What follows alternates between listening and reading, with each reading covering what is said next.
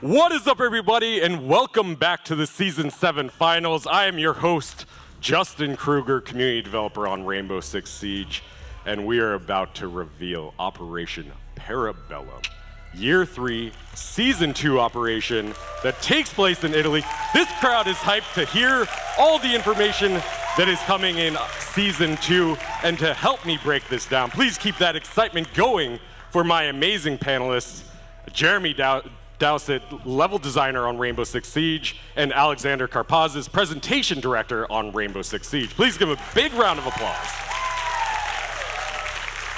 Jeremy, how's it going, man? I'm doing pretty good, buddy. How are you? Doing great. You enjoying yourself at the finals? I'm loving it. It's tense. And this is the first time on a panel, as well as Alex. It's your first time, too. Alex, how are you? I'm loving it. It's amazing. Yesterday, today, the matches are incredible. The matches are incredible. This crowd has been incredible. We love you guys. Yes, we love you so much, and thank you to everybody tuning in on Twitch, YouTube, Mixer, across the board on all the streaming channels for Operation Parabellum. We're really excited to get into Operation Parabellum. Of course, coming with Operation Parabellum, we have 2 new defending operators and a new map villa. And let's start off with that new map villa. Jeremy, let's break it down. How would you describe Villa for the people? Villa is the kind of place you'd want to go on vacation if you're in Italy. It's a beautiful, massive villa, vineyards, beautiful vistas. It's lovely. It's picturesque. It's exactly what you would think a villa in the countryside of Italy would look like. Exactly. It's just really pretty. And it's, the art team did a really great job. But as per usual, with anything that's rainbow, there's a darker side to it. The family has been forging and selling art, and Alibi was there undercover a long time ago, and Rainbow's coming in to put a stop to it. As always, there's a beautiful side. This map looks gorgeous, but there is chaos and destruction and a lot of things going on this map. How does it play? The map plays really well balanced.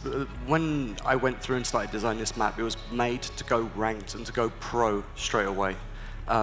So there was a lot of focus on navigation and flow and viability of the bomb sites. And it is one of the most competitive maps. You built it this way. You worked on this from the ground up. Yes. Where did you start when designing this map? I started with a pen and paper in 2D. I'd just go and look at the silhouette of the building and how it's going to look overall in just the world. And then I go through and start mocking out where I want to put corridors, rooms, and the flow from outside to inside. And I go through and I start mocking it up bit by bit, just on paper. And then I rough in the bomb sites, think about it, do a few iterations, and I go straight through and I just start building it, and then we start playing it straight away. Right, so you start off with old school pen and paper. That's really old school, Jeremy. Yeah, I'm an old man, what do you want?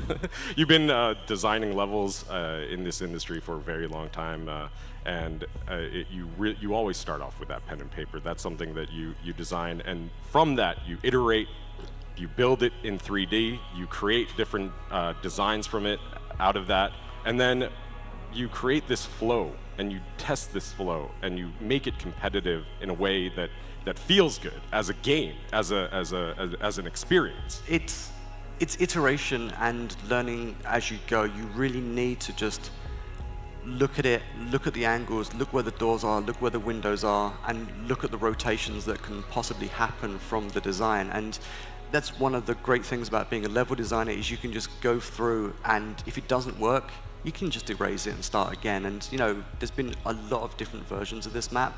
Very early on when we started playtests with the pros liked it. They loved it. They were like, okay, this is going to be a good map. There was one bomb site that wasn't really that viable, but I just went through and reworked it and actually just made it just that much better. It was a couple of days worth of work, and then all 4 bomb sites are viable, and it just go and keep going.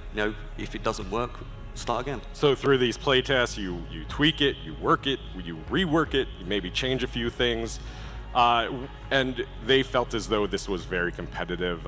You've been talking about how it's a competitive map. What makes it so competitive? I believe the reason why it's so competitive is because of the viability of the bomb sites and the rotation possibilities on the bomb sites. And then when you add in the destruction of this map and how many walls are destructible, you can open up a bomb site, you can open up an avenue to attack, you can shut down avenues as defense. it takes a long time, but we went through it and we just got it perfect. And it's going ranked, so it's great. Yeah, it's going in ranked, of course, and it is being considered for the upcoming Pro League as well, which is really exciting. So let's break down some of the strategy that is going to be seen or potentially seen on this new map, and let's start with the tactical view of the attackers and where they're going to spawn. So let's take a quick look at that.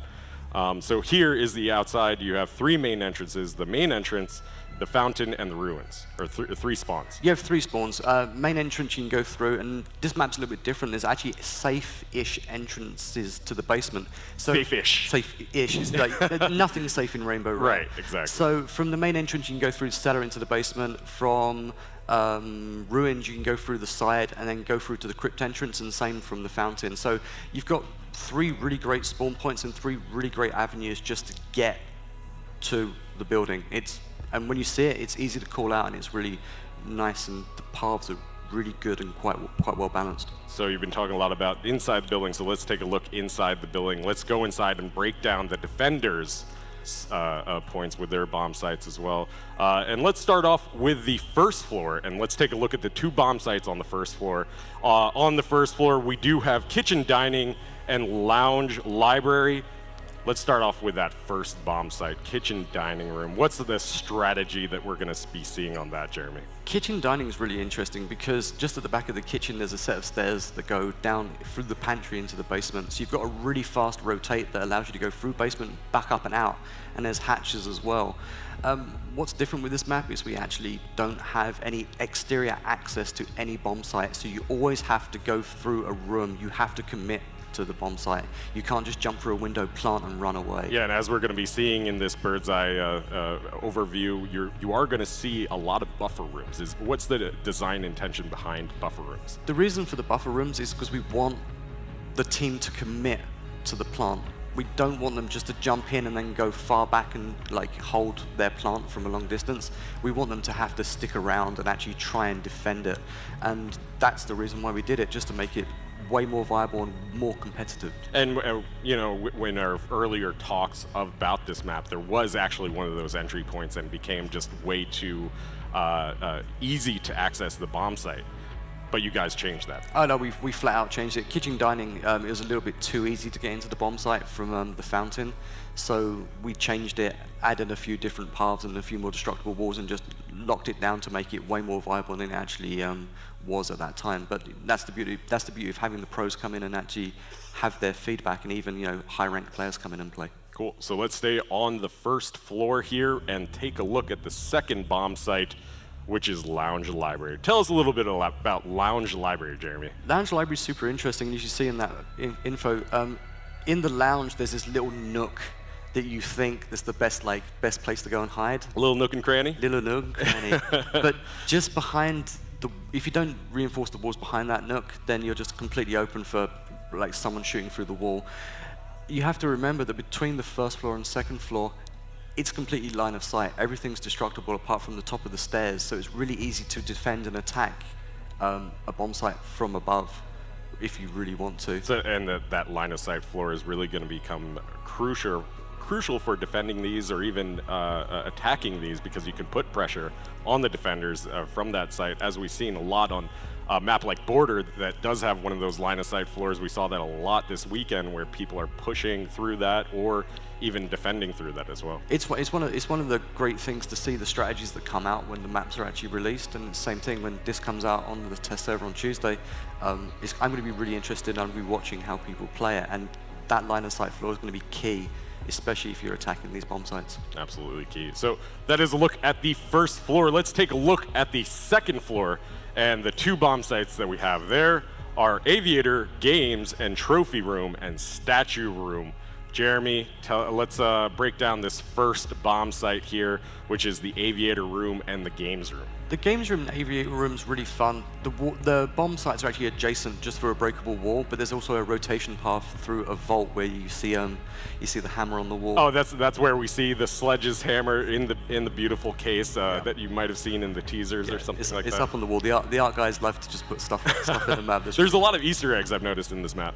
There is a number of Easter eggs. It'd be interesting to see how long it takes the community to find them all, actually. But what's really interesting is the bomb sites are adjacent to each other with a breakable wall, and there's really fast rotates, and you're in close proximity to red stairs, and you're also in close proximity to the main stairs from the main entrance. So the opportunity for rotations on all of the bomb sites is brilliant. And that's one of the main key aspects of this map is the rotations that are going to be really crucial. It brings in a lot of strategy as well. It's going to be key for teams is communication and how they're going to rotate on and off of the sites. Even when you're attacking, how you're going to rotate. And there's so many viable options for rotations on this map, it's kind of mind-boggling. And as we're seeing here, there's a lot of destructibility too. Yeah, with the new auto shotgun, you can just take walls out. It's like you can just open up flank paths and just destroy. Italy gets destroyed on a daily basis when we're playing it, and it's really always interesting. And again, when I start building the map, I start with all of the walls being destroyable, and then I start taking them out to balance the sites and to balance the flow. That's really interesting. And now you mentioned rotation, and let's take a look at the second bomb site on the second floor, which is trophy and statue. There's a really key part of this bomb site that I'll allow you to talk about. Yeah, this one's really interesting. It's actually my favorite bomb site. It's because the bombs are across an alcove, across the red corridor. So basically, you can fight across the alcove, which is really interesting. You're super close to the astronomy room, which allows you to get downstairs to the main red corridor again. But you can always just vault over the railing straight into the red corridor. There's also a breakable wall at the end where you can break the wall and try and control the red corridor from above, but it's a hard thing. It's a hard thing to achieve. And we're taking a look at that alcove right now, or just a few moments ago. That becomes a really critical point of chaos and tension. But it also allows for strategy with the rotation as well. Even if you have a bomb site on the first floor, or maybe even especially if you have a bomb site on that first floor, and you're defending or attacking from that second floor, that's a quick way down to push the site. It's super fast and it's quick for anyone to get through and rotate. Obviously, in the bedroom, there's a hatch you can blow as well. But there's also the other thing is there's the skylight, and if you're feeling brave, you can try and attack the bomb site from the skylight. We saw a really good skylight play there in the last map. That was where it was bomb rushed it. Yeah, it was just absolutely amazing. incredible. So that is the first floor and the second floor broken down. Let's take a look at the basement. The basement is really crucial for many different reasons, especially because there's no bomb site there. But it comes into play. It really becomes a crucial point. Why is it so important? It's really important because it's key for the rotations, because you've got the main stairs, the pantry stairs, the red stairs. This is where you're going to rotate through all of the time. That's also where you're going to enter from, because if you come through the crypt tunnel or you come through the cellar tunnel, you're coming through to those massive wine barrels that you're seeing on screen now, and you're entering through the barrels, and as soon as you blow that, you're giving away your position. But you can also just come through the garage, which you're not going to make any noise, it's just a door there. But what's really fun is you see the hatches in the ceiling, and you see all of the stairways and all the ways to go. So when you're defending kitchen dining, you're gonna rotate through this. When maybe if you're up in statue trophy, you need a quick rotate, you might end up coming back through and up around, and it allows for really good flanking paths. So it's a really viable way for the attackers to push in, meaning that the defenders may have to have one roamer down in the basement, or even really just keep an eye on that, especially if they're on that first floor and they don't want to get pressured too early from the basement.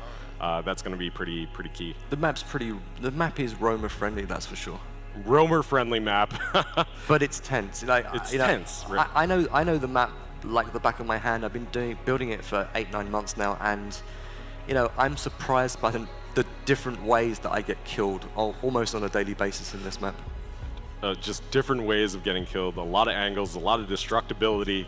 That is a really amazing map, and I cannot wait for players to get their hands on this map. And you'll be able to play Villa for the very first time on the test servers starting May 22nd, which is Tuesday. Yeah, it's Tuesday. It's so short. So close. Yeah. I'm super excited.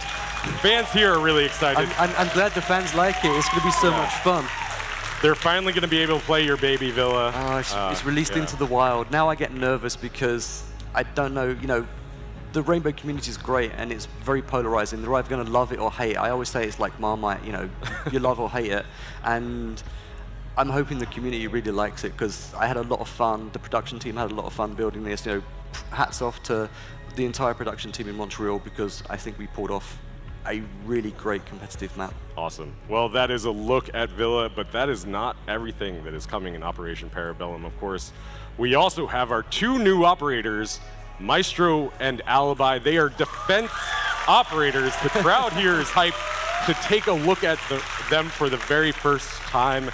And of course, Operation Chimera may have favored the attack side, but Operation Parabellum will favor the defense. Let's take a quick look at the UB blog video breaking down these 2 operators. The new Villa map coming to Rainbow Six Siege in Operation Parabellum may look like a nice spot to relax. But attackers will need to be on high alert to deal with the devious gadgets that the 2 new defending operators from the Italian CTU are putting into play.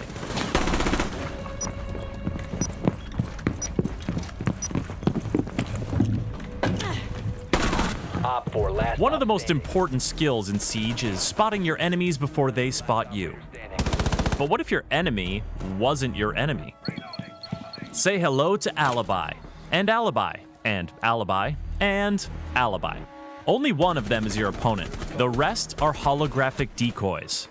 Alibi can throw her 3 decoys anywhere, but they'll only deploy if they have the space. They can't hurt you, but if you shoot them or touch them, your position will be compromised immediately, and you'll be marked repeatedly for the next few seconds, which is bad. You're exposed. Watch out for decoys pretending to spawn peek, and decoys pretending to hold angles. Watch out for decoys that used to be decoys but are now just Alibi pretending to be a decoy. Doing any damage to the base of the decoy will destroy it, and as long as you don't shoot or touch the hologram while doing it, you won't be marked. Twitch is an especially good decoy hunter. Thatcher can disrupt them for a bit, and Glaz's sight won't be fooled. You can also keep an eye out for visual discrepancies. The decoy always wears Alibi's default clothing and wields her Storm SMG without any attachments. So if you see Alibi wielding the new ACS-12 shotgun, you'll know she's the real deal. So what happens if Alibi chucks a decoy outside? Well, like a defender who runs outside, the decoy gets marked. But marks are different when Alibi's in the match because they don't reveal the operator's identity. So a decoy deployed outside and a defender that runs outside will look the same unless the attacker can actually see them with their eyes. Though the decoy's mark expires after 10 seconds, that's 10 seconds with a lot of opportunity for mischief. And mischief just might be Alibi's most effective weapon. By making you doubt your own eyesight and second guess your own reflexes, Alibi gets in your head, and that's not where you want a defender to be. 5 seconds remaining.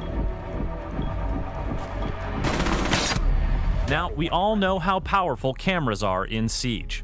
But the second new defender, Maestro, is equipped with cameras that are a new kind of powerful.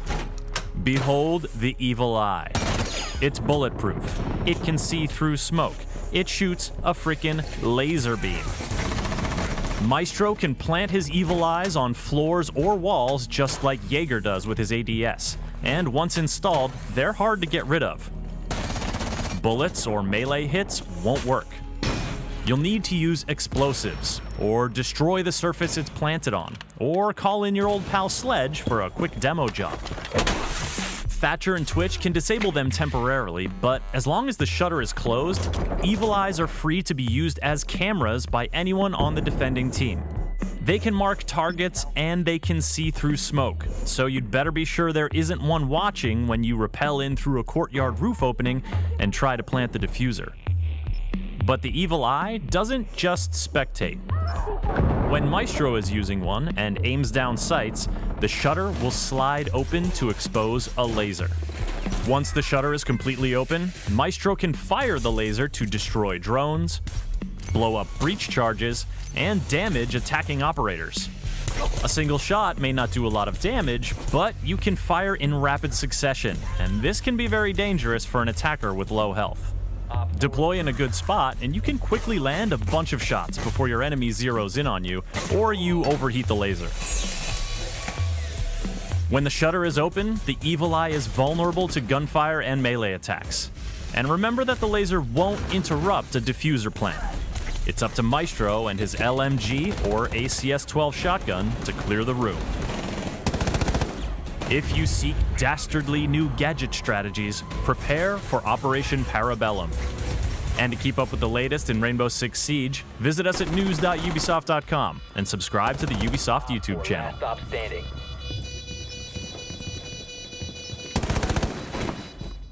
Thank you to Chris Waters for breaking down those operators and giving us a brief glimpse at the upcoming Operation Parabellum. Alex, I'd like to bring you in now. Please allow us to break down these operators a little bit further, a little bit more in detail. Let's do it. Yeah, because there's a lot to unpack in that video. And let's start off with Alibi. Who is Alibi? Let's get to know her. Sure. Her personality is someone who's very stoic and reserved. Her background is she immigrated to Italy at a young age. Then she grew up, joined law enforcement, and succeeded there. She joined GIS and actually went undercover in operations for them. And that's really where she kind of learns her tricks of the trade, deception, manipulation, the mind games, and that translates right to the gameplay. Yeah, and speaking of her gameplay, she has comes equipped with an amazing gadget. Yes. This is one of the most unique gadgets I've ever seen in Rainbow Six Siege, this holographic image of herself. How does she play? Yeah, so she is a trickster, and she's a bit of a hybrid character where she roams, she places, they're called prismas. She gets 3 of these decoys to plant around.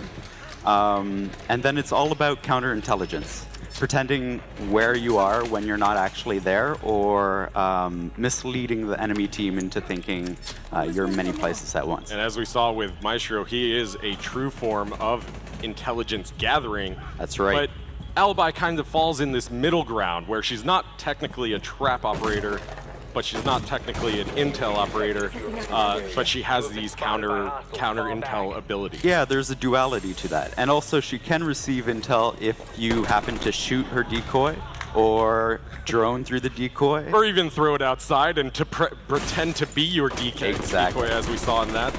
I mean, those are really interesting strategies that we've seen in your playtest while designing this operator. What did you feel what was the vision behind it? It was really about making the team second guess what you're doing at any given time. So we actually found that her decoy is hugely successful with beginner players and even expert players. Yeah. And so that psychology, let's break that down a little bit further, because I think that's really important that we discuss that psychology a little bit.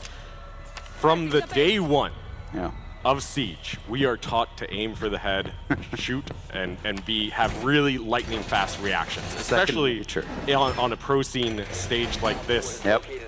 Now we're asking players to change that a little bit, or maybe not change it, but second guess themselves. And that's what's great about her. She introduces this kind of hesitation or doubt, and that means that Alibi can capitalize on that. Capitalize on it and create different strategies like we're seeing here, where it was, we have that House of Mirrors strategy, which is just so much fun, where you can deploy all 3 alibis and kind of just like mess around with have fun with that. It's attackers. Really annoying for an attacker to kind of pin down the right alibi. What do you think is the best strategy you've seen with Alibi? The House of Mirrors one is really great. There's also ways to synergize with her. So you plant a shield in front of her gadget to protect the base.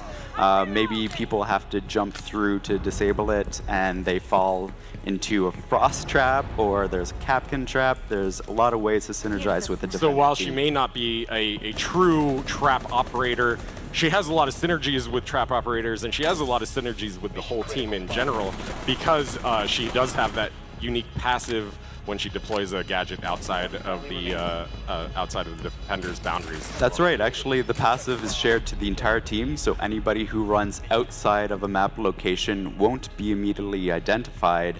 So you can pretend to be Alibi or actually throw her gadget out there, and it'll be an unidentified operator. Yeah, so really making the defense have an opportunity to be aggressive. Super aggressive. Yeah. I mean, we may see plays where we haven't seen them before. We may see strategies with the outside and the out-of-bounds areas becoming these more crucial areas. That's what I'm hoping for. Absolutely. Cool. So that is a quick look at Alibi, and as we see in these videos, she comes equipped with a crazy loadout, Alex. Yep. Please tell us a little bit about her loadout, because she is a roamer at heart as well. So break down the loadout for us. So her signature weapon is a Storm SMG. So this is a high rate of fire, low damage, but fairly good accuracy, which means she's deadly in most distances. And as we're seeing, she's 3 speed, 1 armor. That's right. Yeah. So it helps her with mobility. It helps her set up before a match, place all of her gadgets, and start roaming and getting that intel on the team. And what about her second primary? She actually has, for the first time in the game, a shotgun pistol, which is hilarious and a lot of fun. And it actually synergizes well with her kit. You can make some peeking holes that you can set the gadget behind and kind of fool people into thinking she's peeking. Yeah, and one thing that we should note here, that there are speed changes coming with Operation BELLUM. So with the 3 speeds and the 1 speeds, there's a few things changing. Right, so 3 speeds are going to be a little bit slower and 1 speeds are going to be a little bit faster. But if you do have a secondary pistol equipped, you will gain a little bit of a speed boost, which means you could see an Alibi with a shotgun pistol running at your face. It's going to be cool. That's really scary. I'm a little frightened, including since she's going to have like 3 of herself around the map as well. So it's going to be terrifying. It's going to be a little bit terrifying. But to counter that terrifying aspect of Alibi, who would you say are her best counter picks? Well, she does use a gadget, so you'll see there's IQ who can spot it out. When you have Twitch, you can destroy it easily with the Twitch drone, and even a Thatcher EMP will disable it temporarily. One of the hardest counters is Glaz, of course.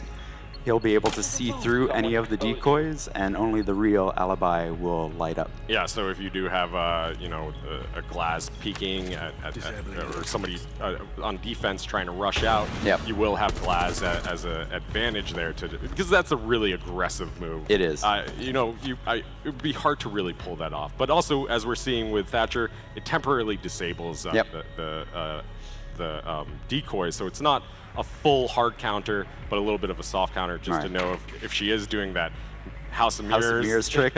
Clears the room a bit. Clears the room. What would you say is the best way to counter her? Honestly, if you get a super aggressive Alibi who's kind of roaming and playing like a run out, Glaz is going to be able to shut that down immediately. Yeah, shut her down. Obviously, see the outline of the true Alibi, and not get deceived. Right. Cool. So that is a look at Alibi, and now let's take a look at the Maestro. I love him so much. Maestro is a very charismatic leader. He has a bit of history with Alibi. He joined the GIS. After that, he went solo and ran his own boot camp. So he's a natural leader, a natural teacher, and now he's with Rainbow Six.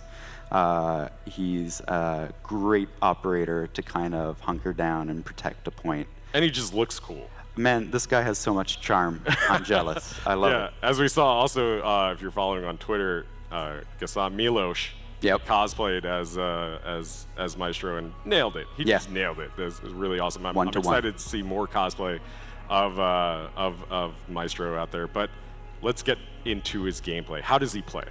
Yeah, so his gadget is the Evil Eye, and he gets 2 of these. So these are turrets that he can place around the map. And you can place them anywhere, or just like Jaeger, you can put it on the floor, you can put it on the walls, and then you can use it as a camera. It can see through smoke, and it is bulletproof. But when you open up the visor, you can actually shoot some lasers. Shoot some lasers, and those lasers only deal about 5 damage per shot. It's right? low damage, and even though it's continuous, you can overheat it, so you can't just hold down and wait. So there is a little bit of a balance to it. Exactly, and when you're shooting the laser, it means that you can actually be destroyed by bullets. Right. So it's a little bit of a high risk, high reward there. Exactly. If you are trying to stop that bomb plan or trying to just harass people, Yeah. or just shoot people in the butt like I do with Twitch, that is a possibility. Yes, Yeah, it is. Absolutely. So he's sort of defined as a true anchor. What makes him an anchor? Well, he gives a lot of intel on a plant site. So you want to be able to position both your cameras on both plant sites, or at least destroy enough so you get that vision and you can start giving that intel to your team.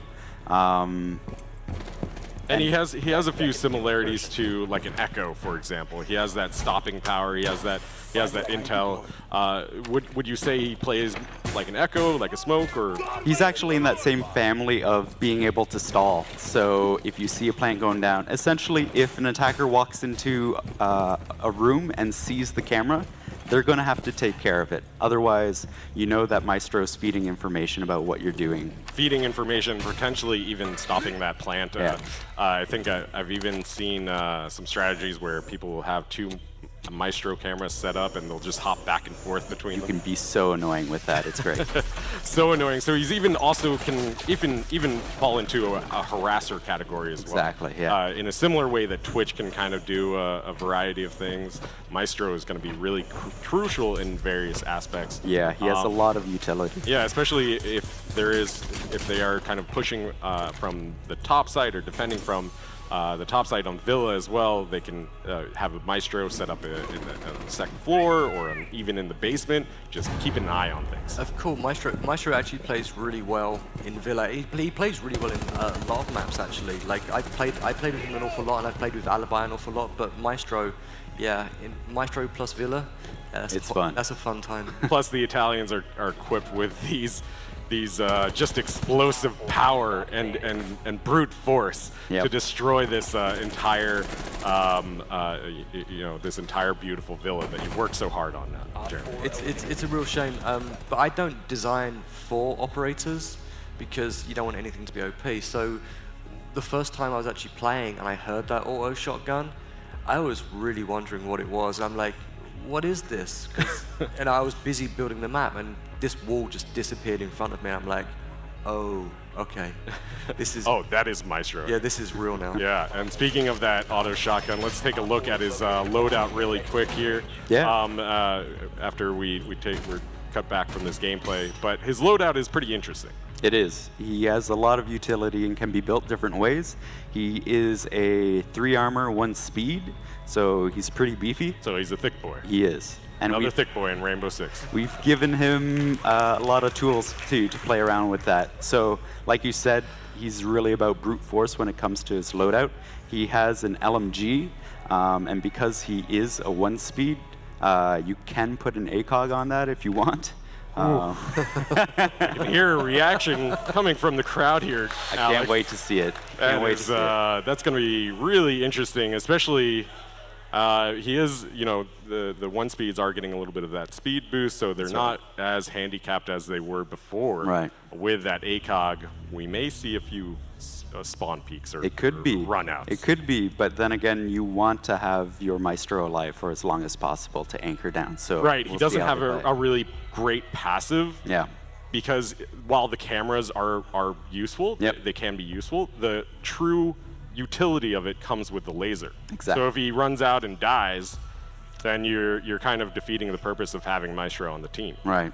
And as we see with Pick and Ban being introduced into the Pro League, that's going to be way more crucial in the future. Absolutely. Yeah. On the flip side, his other primary is that full auto shotgun we've been seeing a lot, and it can delete walls and floors. It's pretty crazy, and that also works really well, giving him a lot of line of sights with his cameras. Line of sights with his cameras, just opening up walls, being able to create the environment that Maestro wants to live in. He thrives in. Yeah, exactly. He's the kind of guy that's just like, I don't like this wall.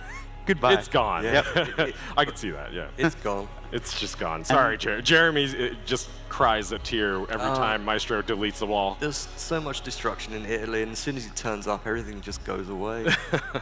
But it's good fun. And he also has that revolver shotgun, too. So to you play can just with. create more halls. Yep. Just 2 shotguns. Let's go. Yeah, It'll be fun. absolutely. So that's really awesome. I'm really excited to see Maestro in action. But who would you say are his counter picks? Again, it is a gadget, so you'll see the same kind of counters as you will with Alibi. You have IQ who can spot them out. You'll have Twitch and Thatcher who can disable it temporarily, which is incredibly useful. But of course, you want to destroy it too, so you do have Sledge that can just run up and smash it. Yeah, he can just smash it, which makes sense. It does. You know, it just logically, it's Yeah. just like he has a sledgehammer. This is a camera. It's gonna be gone. Yeah, I really love that. But also, we mentioned Echo, we mentioned Smoke, we mentioned the pick and bans. Yeah. Do you feel as though Maestro is a good alternative to those? Because if there is a pick and ban, you could potentially see a map without a Smoke or without an Echo, and that means that Maestro could be picked alongside that. Exactly. He can either be a good alternative or actually, if those options aren't taken off the table with the ban system, he can synergize really well to create this super stall composition. Yeah, and there's also one that we haven't touched on too, which is Dokkaebi. Dokkaebi, yes. She can pop into the camera. She can't use the laser, but she can use his cameras. She can use his cameras, Yeah. which is, man, that is really exciting. It is. That is really exciting. Great. So that is a look at Maestro and Alibi and Villa. That is really exciting. Yeah. But there is way more coming with Operation Parabellum. Because if you want customization items, we got customization items. We have 2 BDUs that are arriving with Operation Parabellum, one for Alibi and one for Maestro. These are head-to-toe customizations that do come with the year pass. So if you do own the year 3 season pass, you will get these right off the bat day 1. So if you want a fancy-looking Alibi or fancy-looking Maestro on day 1, you can have that. Additionally, drum roll, please. We have a new elite to show off that I don't think has been leaked yet. Don't think so. That elite is the Thatcher elite. That's right. This elite skin comes equipped with a MVP victory animation winning screen. Comes equipped, obviously, with a weapon skin, a charm, and a Thatcher face reveal. A good-looking face reveal. A good-looking face love reveal. that He's a face. good-looking man. He's a nice. He's like a rugged, I'm gonna mess shit up guy. Yeah, that is a really cool look at Thatcher's elite skin. I can't wait for that. I'm like, this is awesome. You know, it's so often in Siege that our operators are behind a smoke mask or some other kind of mask, and we don't get to see their face. Their lovely faces. And Thatcher looks pretty cool. Great. So we do have a ton more coming with Operation Parabellum that will be arriving on May 22nd on the test servers. You do not want to miss out on some of this stuff that we're about to cover as well. Let's break down some of the new features that are coming in. Let's start off with the new secondary gadget, the bulletproof camera. Yeah. This camera is obviously comes equipped on 6 defensive operators and was in one of our test servers before. It kind of looks a little bit like Maestro's camera, but you can't move when you're in it. How else does it differ? It can see through smoke like his camera can, but it can be destroyed in a number of different ways. It can be shot from the side, and it can be meleeed as well. So there's a couple of different options you can do to take it out. A couple of different options. Obviously, it is a gadget, so those gadget destroying abilities do counter it as well. But a really interesting secondary gadget that's coming to 6 operators. So that will be really interesting to see, how that changes a few different things. Alongside of that, since we have a new secondary camera, we have a new primary camera with Yeah. a unique gadget, we had to introduce a new observation tool as well. And Echo also is getting a second Echo drone with Operation Parabellum. Yep. too. There are a lot of cameras now. So many cameras. How did we resolve that issue? So we updated the observation tool so that you can jump between a lot of different gadgets and the gadget families that they are belonging to. So this should make it really easy to jump between all of your team's different gadgets. So this may on the surface look like a quality of life change because you can cycle through the gadgets, you can have an easier pathway of rotating through those, but it's really a fundamental introduction. It was absolutely necessary to do the change to Echo and to bring Maestro to life. Bring Maestro to life, bring Echo's buff to life Exactly. as well. Another change that you may notice in Operation Parabellum is the counter diffuser device is changing. So this is a new animation that we're introducing. Why are we doing this animation? Mainly because it's a little bit silly that you're smacking a box to end it. So this is just something that kind of fits the world a lot better. Yeah, this was on the test server, so it's going to be a really nice change coming in Operation Parabellum. Also coming in Operation Parabellum, we have the Discovery playlist. The Discovery playlist is a special customized playlist that allows you to play Villa and only Villa in casual. For 4 weeks at the start of the season, you will be able to play Villa and only Villa, so you don't have to play. Did you hear that guy? Yeah, he that like, was- you know, he screamed. He He liked screamed that. really loudly there. That's really great to hear the enthusiasm for this new change. Jeremy, you got to be thrilled to just play your map. I'm absolutely thrilled that people can not just go in and play it, and rather than play 10 rounds of house and get through, they can just go through, jump casual, and just Practice. go practice and learn the map. There's a lot to learn, so I'm stoked that we have this playlist now. Yeah, it's great. really cool. I can't wait because I know that's been one of the biggest feedback. Whenever we do launch the season, they're like, oh, I got to play these maps and these maps and these maps just to play one round of the new map. And now you can just jump right into it. And that is going to be available for 4 weeks at the start of the season and will be available on the test server as well. So keep an eye out on for that. The final change, well, not the final change. We have a ton of more changes that we can't cover in this panel. And patch notes will be online on rainbow6.com on Tuesday, May 22nd. But one of the final changes that we're going to be discussing today is one that we announced at the Six Invitational, which is the map buff for Clubhouse. I know people really love this. Jeremy, the significance of map buffs are huge. Map knowledge in Rainbow Six is huge. So Yeah. what is the reasoning behind these changes? Basically, to bring it up to date, to make it more current, to make it more competitive. Wow, they really like this. To make it look better and to play better is why we do the map buffs. This map it was a great map already. It's just so much better now. So much better, and it means that it's going to be interesting to see how the pros adapt, how every player adapts to that new change coming with Operation Parabellum, and it's becoming a key strategy moving forward as we're going to have more buffs in the future, There will- including something that is way bigger than a buff, which is a rework of the map. Yes, there's reworks and buffs. Buffs are, we go through, rearrange the furniture, like someone's come around and been drunk and moved your table, is pretty much what a map buff is. A rework is we actually go through and we completely rework the map from the ground up, and basically you see a new map. New map. If you want more information on all of the things that we talked about right now in this panel, head to rainbow6.com and check out some of the dev blogs that we posted about all of these changes and more. Once again, that is a look at Operation Parabellum. Please give a big round of applause to Alex and Jeremy for running us through it. Operation Parabellum will be available on the test servers starting May 22nd. You do not want to miss out on that.